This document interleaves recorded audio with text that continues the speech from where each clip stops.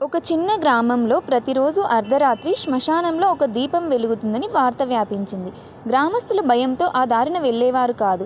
ఎవరైనా వెళ్ళాలనుకుంటే పెద్దలు ఆపేస్తారు. అక్కడ దయ్యాలున్నాయి, పిశాచాలు దీపం వెలిగిస్తుందని ఊరంతా గుసగుసలాడేది.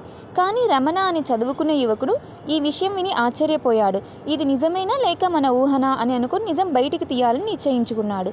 ఒక రాత్రి స్నేహితులకు చెప్పకుండా నిశ్శబ్దంగా శ్మశానం వైపు బయలుదేరాడు. గాలి ఊది చెట్ల ఆకులు శబ్దం చేస్తుండగా గుండెల్లో కొంచెం భయం పుట్టినా ముందుకు సాగాడు. శ్మశానం దగ్గరికి చేరేసరికి అతనికి ఒక రాయిపై స్పష్టంగా ఒక దీపం వెలుగుతున్నట్టు కనిపించింది. నిజంగానే ఊరివాళ్ళు చెప్పింది నిజమేనా అని రమణకు ఒక క్షణం గుండె బలంగా కొట్టుకునింది. అతను ధైర్యంగా దగ్గరికి వెళ్ళాడు. దగ్గరికి వెళ్ళి జాగ్రత్తగా పరిశీలించాడు. ఆశ్చర్యం ఏమిటంటే అక్కడ నిజంగా దీపం లేదు. కానీ రాయి మీద ఒక పక్కన పాత అద్దం ఉండేది. చంద్రుని కాంతి ఆ అద్దంపై పడుతూ రాయి మీద ప్రతిబింబించేది. దానిని చూసి దీపంలా అనిపించేది. రమణ ఊపిరి పీల్చుకున్నాడు. ఇంతకాలం మన ఊరు భయంతో వణికింది. కానీ అసలు నిజం మాత్రం చంద్రుడి కాంతి మాత్రమే అని తేల్చుకున్నాడు. మరుసటి రోజు ఉదయం గ్రామస్తులందరినీ తీసుకుని అక్కడికి వెళ్ళి చూపించాడు.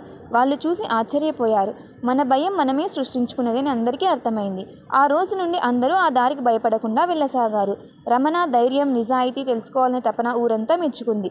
నీతి: భయం అనేది చాలాసార్లు వాస్తవం కాదు, మన మనసే దానిని సృష్టిస్తుంది. నిజం తెలుసుకోవడానికి ధైర్యం చూపితే భయం అని దయ్యం మాయమవుతుంది. కథ నచ్చితే లైక్ చేసి సబ్స్క్రైబ్ చేయండి ఫ్రెండ్స్.